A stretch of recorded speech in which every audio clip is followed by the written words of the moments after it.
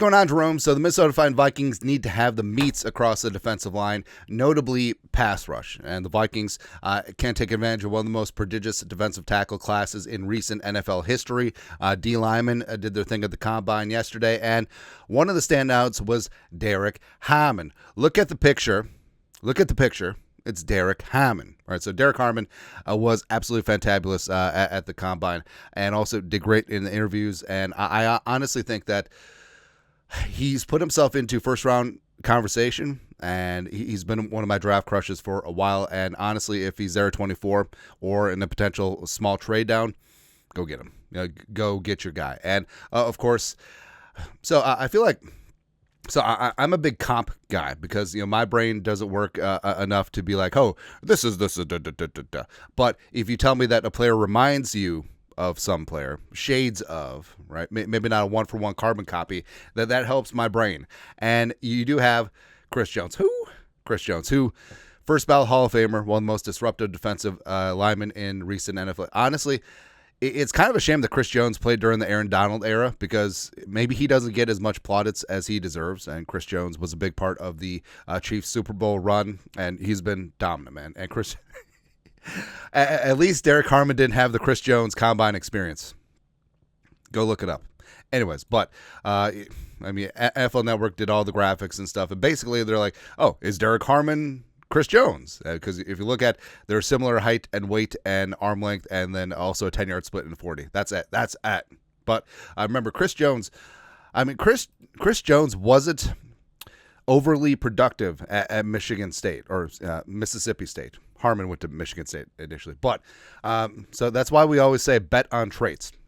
Because if you just look at Chris Jones' black and white numbers for the Bulldogs, like he had 8.5 sacks. He had 102 tackles. He had 19 tackles for loss over 3 seasons. And you're just like, like nothing about those black and white stats say, hey, this is going to be one of the best defensive tackles in recent NFL history. But you look at the traits and you look at Chris Jones' physicality, you look at everything like that.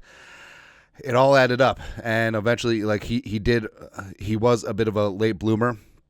Just like Derrick Harmon. And Harmon, you are going to be betting on the traits. Now, he only ran the 40, yes, but in terms of size, hand size, arm length, like, he's good to go, right? And I do love me some Derrick Harmon.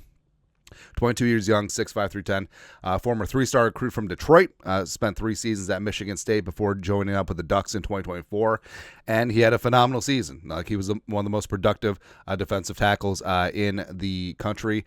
5 sacks, 45 tackles, 2 forced fumbles, 55 pressures, a 15.9% pressure rate, which is good, which also led the nation, and also an 80.5 PFF run defense grade. So he's an extremely long, physical, well-rounded defensive tackle who can get his own pass rush, get buckets, as we've been fond to say this offseason. Lance Zierlein, NFL comp Daquan Jones. It's the wrong Jones. It's the wrong defensive tackle Jones. Position versatile building block that makes moving the football a much tougher task. Harmon is wide, long, and naturally powerful at the point of attack. He can create traffic jams inside when you're already late as a 2-gapper or stunt on them hoes, and power his way into the backfield. He's unlikely to be a primary sack man. Lies.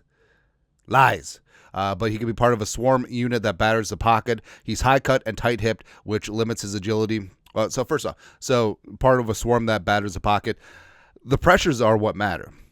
I mean, we talked about how sacks can be a little bit of puck luck, but getting pressures there, because how many pressures did Harmon generate where guys like Jordan Birch clean up on aisle 5? Where how many times have you seen it where a dominant defensive tackle gets the pressure and then the quarterback has to step up, move up off the spot or move outside, and then someone else gets a sack, right? But the other guy who got the sack, who obviously did his job, but maybe it wasn't the primary reason that play ended negatively for the offense, but the guy who got the initial pressure, not so much. That's why I'm advocating beyond our analytics of Snorkel, there should be a sack assist stat where the player who caused the disruption, which resulted in the sack. That's what it should be. Need to get Pro Football Reference on this. Harmon can play up and down the line in both odd and even fronts, which the Vikings employ. He will bring an instant dose of stinginess and toughness to any defense he joins. And all the superlatives are there too. Anchor, hands, short area quickness. brings his lunch pail when stopping the run, so he's not too good to do the dirty work on early downs, just to stunt on the on passing downs. But consistent pass rusher as well. He does pop on tape. Even Oregon, when they got their asses kicked in the playoff by Ohio State, like, he was one of the few fighting the good fight out there, right? And Harmon, you could tell, like, throughout the season, he got better and better as well. Plus, I do think, like I said, he is going to be like the Chris Jones mold, late bloomer.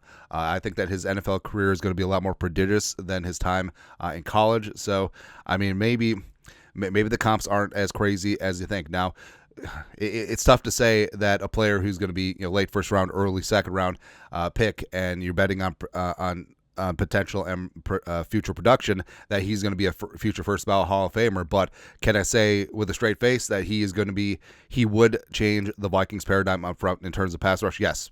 I think that he absolutely would. I think that he would be a true 3-down player for the Vikings, whether he's playing 5-tech, kicking inside to 3-tech, passing downs, maybe even some nose in passing situations. I think that Derrick Harmon would be absolutely awesome. All right, so hopefully everything went well in terms of interviews and whatnot, because the Vikings did their homework. But overall, like, Chris Jones, I think he's going to be a dude. And I have no issue if the Vikings acquire him in the back end of the first or top of the second, whatever they do. But your thoughts are thoughts. Derrick Harmon could be the Vikings' Chris Jones. Who? Chris Jones. Let us know your thoughts, our thoughts, comment section. You guys are the best to do. Skull, production value.